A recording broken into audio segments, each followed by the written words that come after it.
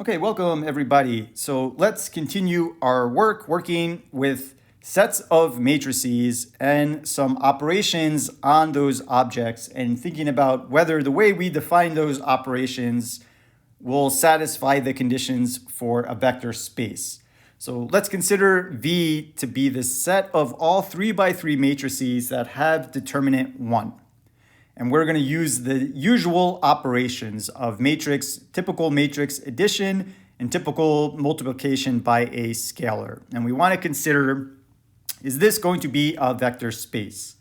So let's test out our first property, which is addition closed? So let's pick any two matrices in V. So I'm going to pick, let's say, the identity matrix.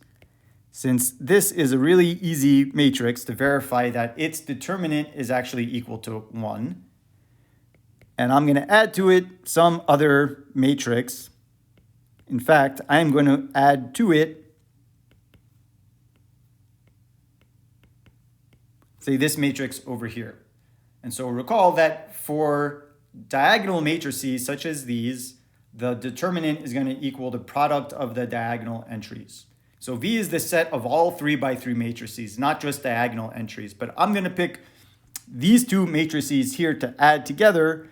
And when I add these two together, right, I add them component-wise. And so the plus ones and the minus ones on these diagonals give me 0 here. This 1 and this negative 1 give me a 0 over here. And now the determinant of this matrix is not 1. So this is not in V. This matrix has a determinant of 0. So this property, this very first property, is not satisfied.